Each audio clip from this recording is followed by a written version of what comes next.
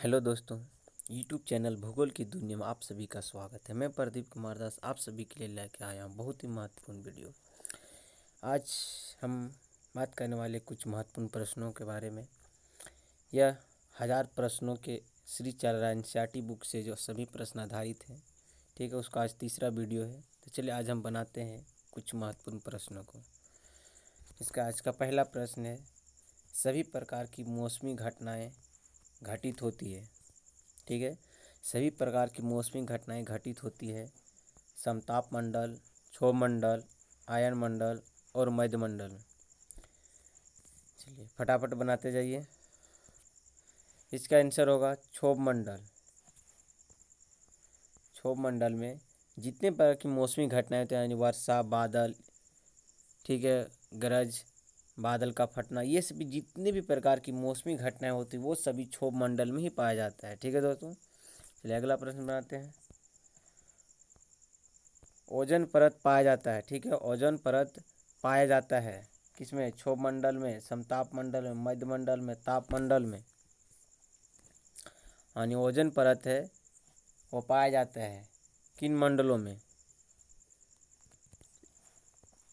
इसका आंसर होगा option number B, समताप मंडल। समताप मंडल में यानी क्षोभ मंडल के ऊपर समताप मंडल होता है, ठीक है।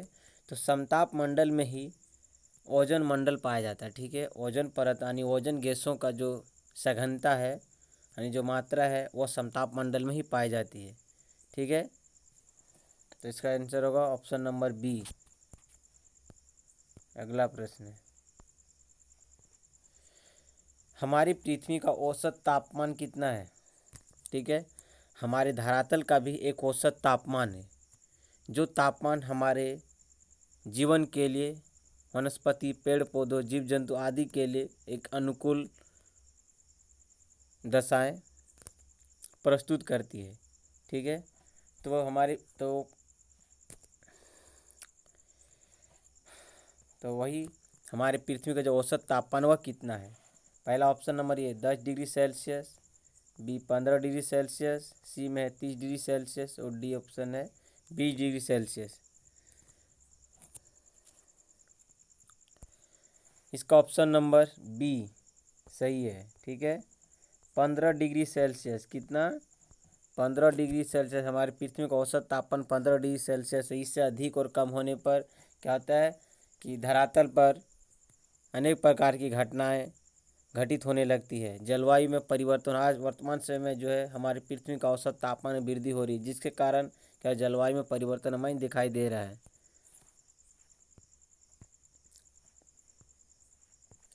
अगला प्रश्न, सूर्य की ऊर्जा के कितने भाग को पृथ्वी प्राप्त करती है? यानी सूर्य से जो ऊर्जा आती है उसके कितने प्रतिशत भाग को पृथ्वी एब्जॉर्ब यानी प्राप्त कर पाता है? ऑप्शन नंबर ए 2 अरबवें भाग को, 3 अरबवें भाग को, 1 अरबवें भाग को और लास्ट डी ऑप्शन है 4 अरबवें भाग को। इसका आंसर होगा ऑप्शन नंबर ए 2 अरबवें भाग, ठीक है। सूर्य की आने वाली जो ऊर्जा है, ठीक है, उसके 2 अरबवें भाग को ही हमारी धरातल प्राप्त कर पाती है। सबसे हल्की गैस पाई जाती है, चलिए इसको बनाइए। सबसे हल्की गैस पाई जाती है तापमंडल, क्षोभ मंडल, समताप मंडल या बहिर्मंडल में? चलिए इसका आंसर होगा ऑप्शन नंबर डी, बहिर्मंडल। सबसे वायुमंडल जो है, ठीक है, सबसे वायुमंडल जो है उसे हम लोग बहिर्मंडल कहते हैं। यहाँ क्या होता है, सबसे हल्की गैस है हीलियम सब, ठीक है, हीलियम, हाइड्रोजन, ये सभी गैस यहीं पे पाए जाते हैं। क्योंकि हम जानते हैं कि जितने हल्की जो गैस है वो ऊपर की ओर चली जाती है, जब भारी गैस जो है वो धरातल के सबसे नीचे जो है भारी गैस पाया, यानी क्षोभ मंडल में भारी गैसों की मात्रा अधिक होती है, ठीक है, और हल्की गैस ऊपर की ओर चली जाती है। तो सबसे हल्की गैस बहिर्मंडल में पाया जाता है, ठीक है।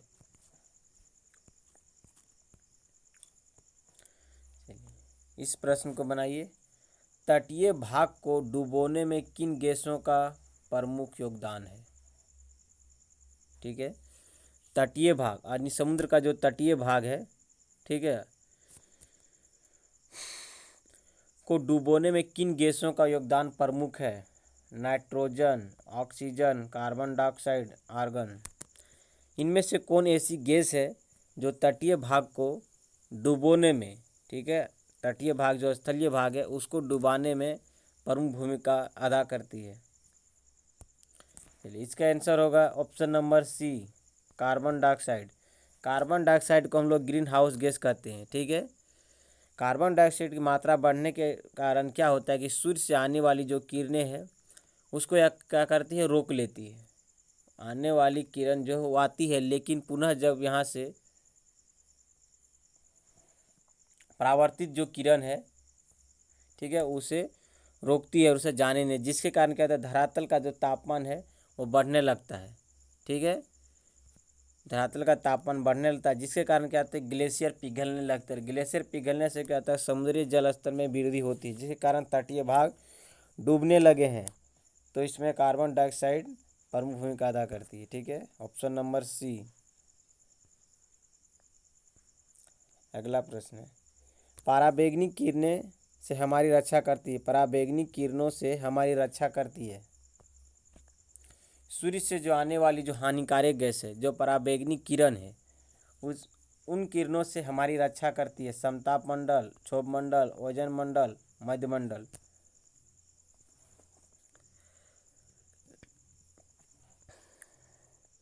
इसका आंसर होगा दोस्तों ऑप्शन नंबर सी, ओजोन मंडल। ओजोन गैस जो है वह सूर्य से आने वाली हानिकारक गैस यानी पराबैंगनी किरणों को अवशोषित कर लेती है, ठीक है, उसे ख़त्म कर देती है और क्या होता है, उसे धरातल तक आने नहीं दी, जिसके कारण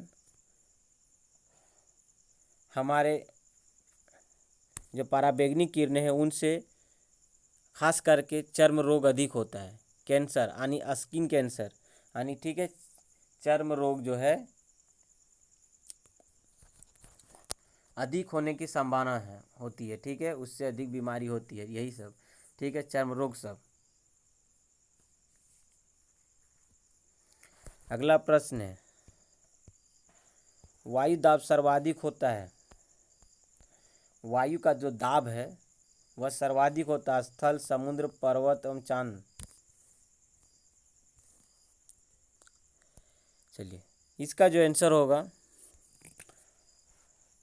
वो होगा ऑप्शन नंबर बी, समुद्र। समुद्र पर क्या होता है, समुद्री भागों में, महासागरीय भागों में वायु जो दाब है, वायु का जो दाब है वो अधिक होता है, ठीक है। दूसरी बात है, पर्वतों पर जैसे जैसे हम ऊपर जाते हैं वायु दाब घटते जाता है। ये कारण है कि अंतरिक्ष यात्री जो है या पर्वतारोही ही जो है वो अपने साथ सांस के लिए अलग गैस सिलेंडर लेके जाते हैं, ठीक है। और दूसरी बात है कि अंतरिक्ष यात्री जो है स्पेस में जो भी जाते हैं वो अपने शरीर को पूरे तरह से ढके रहते हैं, क्योंकि वायु दाब के कमी के कारण ब्लड जो है वह शरीर से बाहर आ सकता है, ठीक है। और चांद पे तो वायु दाब बहुत ही कम पाया जाता है, बहुत ही कम है भार। तो इसका आंसर क्या होगा, समुद्र। यानी सब महासागरों पर जो वायु दाब है वह 1013.25 ग्राम प्रति घन सेंटीमीटर पाया था, वर्ग सेंटीमीटर प्रति वर्ग सेंटी पर 1 ग्राम वायु का जो भार है उसे हम लोग वायु दाब कहते हैं। पवन की गति को मापते हैं। पवन की गति को मापते हैं किससे, पवन दिशा सूचक, एनीमोमीटर, बैरोमीटर, हाइग्रोमीटर। चलो, इसका जो आंसर होगा वो है option number B, anemometer. Anemometer से हम लोग क्या कहते हैं, पवन की गति को मापते हैं। और पवन दिशा सूचक से क्या है, पवन की दिशा को मापते हैं। बैरोमीटर से दोस्तों हम लोग वायु दाब को मापते हैं। हाइग्रोमीटर से आर्द्रता को नापते हैं, ठीक है। चलिए, अगला प्रश्न है, लू कहलाती है, लू जो है कहलाती है स्थानीय पवन है, अस्थाई पवन है। ऑप्शन नंबर बी में स्थानीय पवन है, सी है मौसमी पवन है, इनमें से कोई नहीं। लू अक्सर हम देखते हैं कि लू जो है उत्तर भारत में ग्रीष्म काल में यानी ग्रीष्म ऋतु में, गर्मी के दिनों में अधिक चलती है, मई जून के समय। ठीक है, तो लू जो है वो किस प्रकार की पवन, स्थायी पवन, स्थानीय पवन, मौसमी पवन, इनमें से कोई नहीं। इसका आंसर होगा ऑप्शन नंबर बी, स्थानीय पवन है। लू जो है एक स्थानीय पवन है। ठीक है, यह हमेशा नहीं चलता है, यह मई जून के महीनों में चला करती है, इसीलिए इसे हम लोग स्थानीय पवन कहते हैं। कुछ किसी खास क्षेत्र में यह चलती है।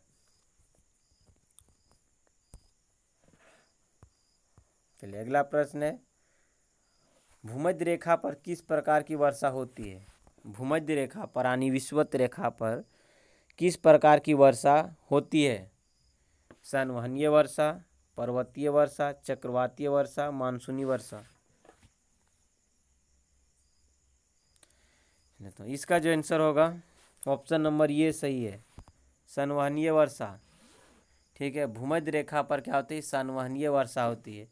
इन क्षेत्रों में भूमध्य रेखा पे दोनों ओर से आने वाली जो हवाएं हैं वह आके टकराती है और पुनः ऊपर उठ जाती है, और ऊपर उठकर दोपहर के बाद यहाँ पे बारिश करती है। प्रतिदिन यहाँ पे दोपहर के बाद बारिश होती है। इन क्षेत्रों में क्या होता है? सदाबहार वन पाए जाते हैं। ठीक है, तो भूमध्य रेखा पर की परिवर्तन होती है? संवहनीय वर्षा होती है।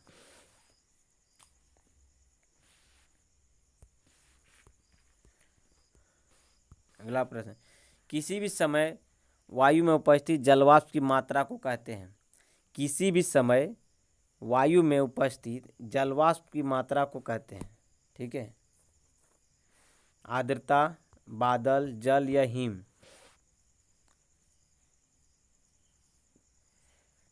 चलिए दोस्तों, अगर हमारी वीडियो अच्छा लगे तो इसे लाइक सब्सक्राइब जरूर करें। चलिए इसका जो आंसर होगा वह ऑप्शन नंबर ये, आर्द्रता। किसी भी समय वायु में उपस्थित जलवाष्प की जो मात्रा है उसे हम लोग आर्द्रता कहते हैं। ठीक है, चलिए अगला, पृथ्वी पर उपलब्ध जल का कितना प्रतिशत हम उपयोग लेते हैं? पृथ्वी पर जो उपलब्ध जल है उसका कितना प्रतिशत हम उपयोग में ला पाते हैं? हम अपने निजी जीवन में कितने प्रतिशत जल को उपयोग में लाते हैं? 3%, 1%, 2.5%। चलिए इसका आंसर होगा ऑप्शन नंबर सी, 1%। दोस्तों 100% में 97% सिर्फ खारा जल है जो महासागरों में है। 3% मीठे जल में से 2% जो है वो ऊंचे पर्वतीय भागों में या ध्रुवों पर हिम के रूप में जमे हुए हैं। मात्र 1% जो जल है वह नदी, तालाब, भूमिगत जल आदि के रूप में मिलते हैं, जिसका उपयोग हम अपने निजी जीवन में कर पाते हैं। तो इसका आंसर होगा ऑप्शन नंबर ये सही है। ठीक है, ऑप्शन नंबर सी यानी महासागरीय सतह पर जल का लगातार उठना और गिरना कहलाता है। महासागरों में हाँ, ठीक है, सतह पर जल का लगातार उठना और गिरना कहलाता है। ज्वार भाटा, तरंगे, सुनामी या महासागरीय धाराएं। दोस्तों क्वेश्चन को अच्छे से पढ़ेंगे। ठीक है, हड़बड़ा के नहीं बनाना है। इसका जो आंसर होगा वो होगा ऑप्शन नंबर बी, तरंगे। ठीक है, महासागरीय सतह पर जल का लगातार उठना। ठीक है, यहाँ पे ध्यान देंगे, लगातार उठना और गिरना कहलाता है तरंगे कहलाता है। ठीक है, यहाँ ज्वार भाटा गलत है, सुनामी, महासागरीय, ये सभी तीनों गलत है। ठीक है, चलिए अगले प्रश्न में लोग इसको क्लियर कर लेते हैं और अच्छा से। महासागरीय जल का ऊपर उठना और गिरना संबंधित है। महासागरीय जल का ऊपर उठना और गिरना संबंधित है किससे? सुनामी, ज्वार भाटा, तरंगे, महासागरीय धाराएं। इसका आंसर होगा ऑप्शन नंबर बी, ज्वार भाटा। ठीक है। अगला प्रश्न में था लगातार ऊपर उठना और नीचे गिरना, ठीक है। लगातार ऊपर उठना नीचे गिरना वो तरंगे हैं, ठीक है। ठीक है, तरंगों का ही विस्तृत रूप जब हो जाता है अधिक ऊंचाई तो उसको सुनामी कहते हैं। महासागरीय धाराएं जो है यह एक अस्थाई पवन है जो नदी के रूप में महासागरों में कुछ खास क्षेत्रों में हमेशा बहा करती है, ठीक है। ये दो, एक गर्म जल धारा और एक ठंडी जल धारा होता है, ठीक है। और तो इसमें ज्वार भाटा क्या है, एक निश्चित समय में जल का ऊपर उठना और गिरना ही ज्वार भाटा कहलाता है। लेकिन लगातार अगर प्रश्न में रहे, ठीक है, अगर प्रश्न में रहे कि लगातार ऊपर उठना और गिरना तो हो जाएगा तरंगे, और यह लगातार नहीं रहे तो हो जाएगा ज्वार भाटा, ठीक है। अगला प्रश्न, पंपास घास स्थल पाए जाते हैं। पंपास घास स्थल पाए जाते हैं मध्य एशिया, ब्राज़ील, अर्जेंटीना, अफ्रीका।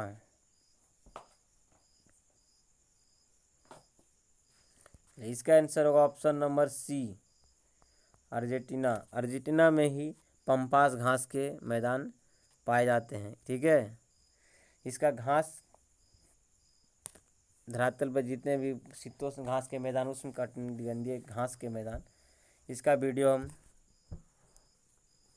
डाल चुके हैं, आप जाके देख सकते हैं, ठीक है।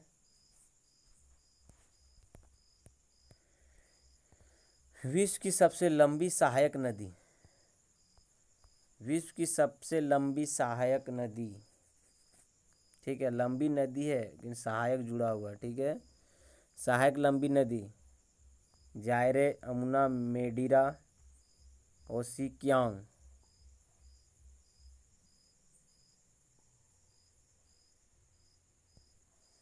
इसका आंसर होगा ऑप्शन नंबर सी, मेडिरा, ठीक है। मेडिरा जो है विश्व की सबसे लंबी सहायक नदी है, या अमेजन बेसिन की सबसे लंबी सहायक नदी है, ठीक है। अमेजन बेसिन की सबसे लंबी सहायक नदी जो मेडिरा है, यह विश्व की भी सबसे लंबी सहायक नदी है, ठीक है।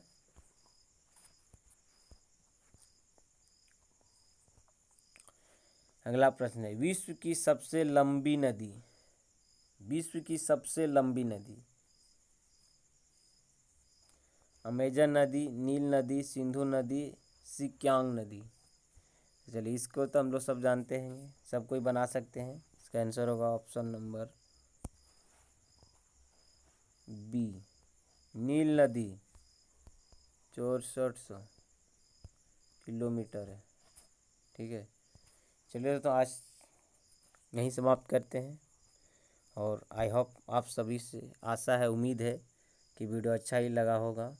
तो आप लोग लाइक, सब्सक्राइब और शेयर ज़रूर करें। चलिए, थैंक यू, आप सभी को धन्यवाद।